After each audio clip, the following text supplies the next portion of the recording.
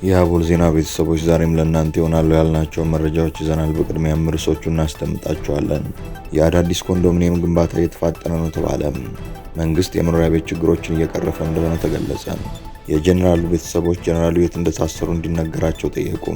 የኢትዮጵያ መንግስት የሚለቀቅልኝ ብድር ከ2.18 ቢሊዮን ዶላር በላይ ደርሷል አለ። የፌዴራል መንግስት ትግራይን በኢኮኖሚ እየቀጣ ነው ተባለ። እንዲሁም ቻይና ለኢራን እያደረገችው ስላለችው ወታደራዊ ድጋፍ እንነግራችኋለን። አብራችሁን ቆዩ።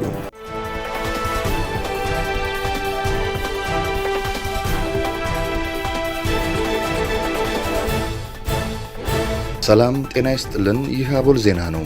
ክቡራን አድማጭ ተመልካቾቻችን ሰላማችሁ ይብዛ፣ ጤና፣ ፍቅር፣ ደስታ በእያንዳንዳችሁ ጎጆ ይግባ። ትኩሱን እፍታ ፍታውን ለእናንተ ለተከበራችሁት ይዘን መጥተናል። ቻናላችንን ላይክ፣ ሼር እና ሰብስክራይብ በማድረግ አጣጥሙልን፣ ለወዳጅ ዘመድም አጋሩልን። እናመሰግናለን። መንግስት የሚለቀቅልኝ ብድር ከ2.18 ቢሊዮን ዶላር በላይ ደርሷል አለ። መንግስት በ2016 ዓ.ም መገባደጃ ከዓለም አቀፉ የገንዘብ ድርጅት ጋር በደረሰው ስምምነት መሰረት አጠቃላይ የሚለቀቅለት ብድር ከ2.18 ቢሊዮን ዶላር በላይ መድረሱን አስታውቋል። የኢትዮጵያ ብሔራዊ ባንክና የገንዘብ ሚኒስቴር በጋራ ባወጡት መግለጫ ሀገር በቀል እያሉ የሚጠሩት የኢኮኖሚ ማሻሻያ አጀንዳ አፈጻጸም ላይ ወሳኝ ምዕራፍ የሆነው አራተኛው የኢኮኖሚ ማሻሻያ ፕሮግራም ግምገማ በስኬት መጠናቀቁን አመላክተዋል። በግምገማቸውም አፈጻጸሙ ከተገመተው በላይ ጠንካራ ሆኖ መገኘቱ ተረጋግጧል ብለዋል። ኢኮኖሚ በዚህ ወቅት የተለያዩ ውጤቶችን እያሳየ እንደሚገኝ የሚገልጸው መግለጫው የተደረገው የኢኮኖሚ ማሻሻያ ካመጣቸው ውጤቶች አንዱ የዋጋ ግሽበት በከፍተኛ ፍጥነት እንዲቀንስ ማድረጉ መሆኑን አመላክቷል። የዋጋ ግሽበት ወደ ነጠላ አሃዝ መውረዱን የስታቲስቲክስ አገልግሎት ከዚህ ቀደም ማስታወቁ አይዘነጋም። ጠንካራና ቀጣይነት ያለው የኢኮኖሚ እድገት መመዝገብ፣ የተሻሻለ የበጀት ዲሲፕሊን እና የውጭ ምንዛሬ ክምችት በቋሚነት እያደገ በመምጣቱም የሪፎርም ውጤቶች ናቸው ሲል አሞካሽቷል። የጀነራሉ ቤተሰቦች ጀነራሉ የት እንደታሰሩ እንዲነገራቸው ጠየቁ። ቲዲኤፍ ብርጋዴር ጀነራል ጉሽ ገብሬ የት እንደታሰሩ እንዲያሳውቃቸው ቤተሰቦቻቸው ጥሪ አቅርበዋል። የትግራይ መከላከያ ኃይል ቲዲኤፍ የቀድሞ አዛዥ የነበሩት ብርጋዴር ጀነራል ጉሽ ገብሬ በቲዲኤፍ ታፍነው መወሰዳቸው መገለጹ ይታወቃል። የጀነራሉ ወንድም የሆኑት አቶ ይብራህ ገብሬ በሰጡት መግለጫ ወንድማቸው የት እንደታሰሩ እንደማያውቁ አስረድተዋል። አቶ ይብራህ ለአዲስ ስታንዳርድ ሲናገሩ የት እንደታሰረ ስለማናውቅ ምግብና ልብስ ልንሰጠው አልቻልንም ብለዋል። በኢትዮጵያ ሕገ መንግስት እስረኞች ከቤተሰቦቻቸው ከጠበቃቸውና ከሃይማኖት አባታቸው ጋር የመገናኘት መብት እንዳላቸው የጠቀሱት አቶ ይብራህ ይሁንና ብርጋዴር ጀነራል ጉሽ ከተያዙ ጀምሮ ከእነዚህ ጋር አለመገናኘታቸውን የት እንዳሉም እንደማይታወቅ ገልጸዋል። የጤናቸው ሁኔታ በምን ላይ እንደሚገኝና በምን እንደተጠረጠሩ እንደማያውቁም ጭምር አስታውቀዋል። የቲዲኤፍ አርሚ 15 ዋና አዛዥ የነበሩት ብርጋዴር ጀነራል ጉሽ በቁጥጥር ስር መዋላቸውን ክልሉ ሰላምና ጸጥታ ቢሮ ማረጋገጫ መስጠቱ ይታወሳል። ቢሮው የት እንደታሰሩ ያለው ነገር ባይኖርም ከሳሻቸው ግን የቲዲኤፍ የሰሜን ምስራቅ እዝ መሆኑን ማስረዳቱን መዘገባችን አይዘነጋም። በቲዲኤፍ ወታደራዊ ፍርድ ቤት የቀረበባቸው ክስም ከጠላት ጋር መተባበር፣ ሰራዊቱን ለማፍረስ መሞከርና የበላይ አመራሮችን ትዕዛዝ አለማክበር የሚሉ ሲሆን ፍርድ ቤቱም ለሚቀጥለው ሳምንት ቀጠሮ ሰጥቷቸዋል። የፌዴራል መንግስት ትግራይን በኢኮኖሚ እየቀጣ ነው ተባለ። የትግራይ ክልል ጊዜያዊ አስተዳደር የፌዴራል መንግስቱ ጋር የነበረው የፖለቲካ አለመግባባት ወደ ኢኮኖሚያዊ ማነቆ መቀየሩን የሚያመላክት ጠንካራ ክስ አቅርቧል። አስተዳደሩ በመቀለ ከተማ ባካሄደው የገቢ ማሰባሰቢያ መድረክ ላይ እንዳስታወቀው በፌዴራል መንግስቱ እየተፈጸሙ ያሉ ህገወጥና አድሏዊ አሰራሮች ክልሉን ከሀገራዊ የፊስካል ስርዓት ውጭ አድርገውታል ተብሏል። የክሱ ጭብጥና ኢኮኖሚያዊ አንድምታው በመድረኩ ላይ ንግግር ያደረጉት የብሔራዊ የገቢ አሰባሰብ ግብረ ኃይል ሰብሳቢ ዶክተር አብርሃም ተከስተም የፌዴራል መንግስቱ በትግራይ ክልል ላይ የጣላቸው ገደቦች ያስተዳደሩን ህልውና እየተፈታተኑ መሆኑን በይፋ ተናግረዋል። እንደ ዶክተር አብርሃም ገለጻ እነዚህ ገደቦች ቴክኒካዊ ብቻ ሳይሆኑም ፖለቲካዊ ውሳኔዎችን ያዘሉ ናቸው ብለዋል። በአድሏዊና ህገወጥ አሰራሮች ምክንያት ከፌዴራል መንግስት ጋር ከሚያገናኘን የፊስካል ስርዓት እንድንወጣ ተደርገናል ያሉት ኃላፊው ይህ ሁኔታ በጊዜያዊ አስተዳደሩ ላይ ከፍተኛ የበጀት ጉድለት እንደፈጠረ አብራርተዋል።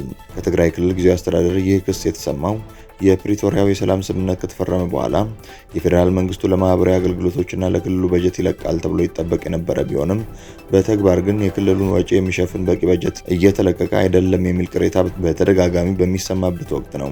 ክልሉ ከሀገራዊ ታክስና የበጀት ድጎማ ስርዓት መነጠሉ በጦርነት የደቀቀውን ኢኮኖሚ መልሶ ለመገንባት የሚደረገውን ጥረት አዳጋች አድርጎታል ተብሏል። ዶክተር አብርሃም በመድረኩ ላይ ባደረጉት ጥሪ በሀገር ውስጥም ሆነ በውጭ የሚገኙ የትግራይ ተወላጆች ትኩረታቸውን በህዝቡ የውስጥ አቅም ላይ ማድረግ አለባቸው ሲሉ ተደምጠዋል። ይህ ንግግር ጊዜያዊ አስተዳደሩ ከፌዴራል መንግስቱ ጋር ያለውን የኢኮኖሚ ጥገኝነት በመቀነስ በራሱ አቅም ለመንቀሳቀስ እየሞከረ መሆኑን የሚያሳይ እንደሆነ የፖለቲካ ኢኮኖሚ ተንታኞች ይገልጻሉ። በተለይም ዲያስፖራውና የአካባቢውን ባለሀብት አስተባብረው የገቢ ምንጭ ለመፍጠር መታቀዱ የፌዴራል መንግስቱ በጀት እንደ ፖለቲካ መሳሪያ እየተጠቀመበት ነው የሚለውን እምነት የሚያጠናክር ነው።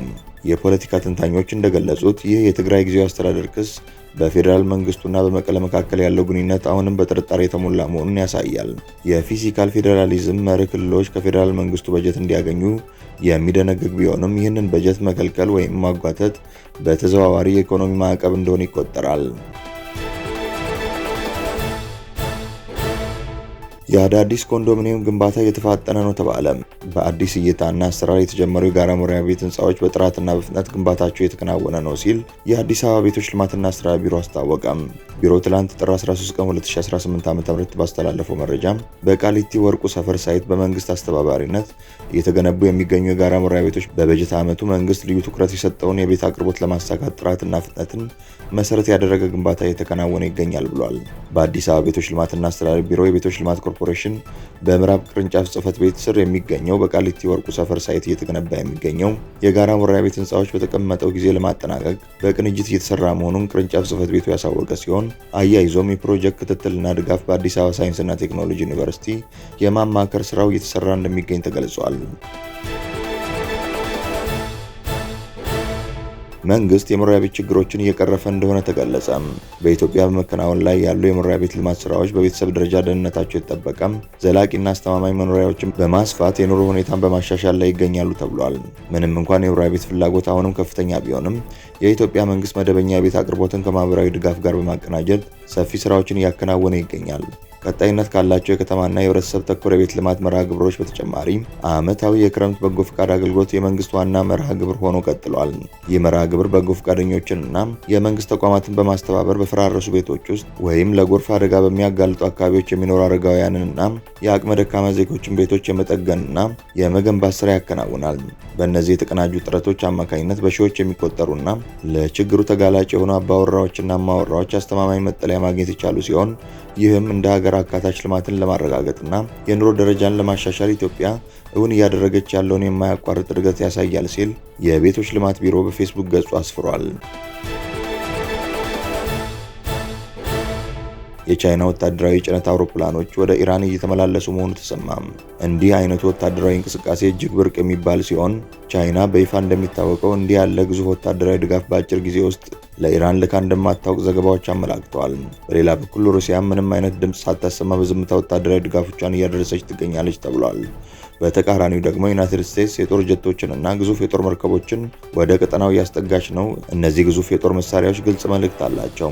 ሀያላን ሀገራት ወታደሮቻቸውን፣ አውሮፕላኖቻቸውንና መርከቦቻቸውን በአንድ ጊዜ ማንቀሳቀስ ሲጀምሩ አብዛኛውን ጊዜ ለልምምድ ተብሎ የሚደረግ አይደለም። ይህም ትልቅ ጥያቄን ያስነሳል።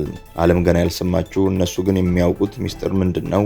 ይህ እንቅስቃሴ ለጦርነት ዝግጅት ነው ወይስ ማስጠንቀቂያ ወይስ ደግሞ ጫና የመፍጠር ስልት? ነገሮች ከተበላሹና ግጭት ከተነሳ ግን በብዛት የሚጎዳው ማን ነው? ተራው ሕዝብ ወይስ ፖለቲከኞች? አፍሪካ እንዲህ አይነቱን ፊልም ከዚህ ቀደም አይተዋለች። ሀያላን ሀገራት በርቀት ይዋጋሉ፣ የጦሱ ትርፍ ግን በሁሉም ዘንድ ይዳረሳል። የነዳጅ ዋጋ ይንራል፣ የምግብ ዋጋ ይጨምራል። በመጨረሻም ደካማ ሀገራት ዋጋውን ይከፍላሉ። ይህ ቻይና በአጭር ጊዜ ውስጥ ለኢራን ያስተላለፈችው ከፍተኛ ወታደራዊ ድጋፍ ነው ተብሏል። ሩሲያ በበኩሏ ድጋፏን እየላከች ሲሆን አሜሪካ ደግሞ የጦር አውሮፕላኖቿንና መርከቦቿን በማከማቸት ላይ ትገኛለች ነው የተባለው። ክቡራን አድማጭ ተመልካቾቻችን ስለተከታተላችሁ እናመሰግናለን። የደወል ምልክቷን በመጫን አቦላችንን በትኩሱና በፍታው ሁልጊዜ እንዲደርሳችሁ አድርጉም። ለወዳጆቻችሁም በፍቅርና በቅንነት አጋሩ። ጡም ቡናችንን አቦል ግብዣችንን ይዘን ወደ በኋላ እንመለሳለን። በቸር ያቆየን።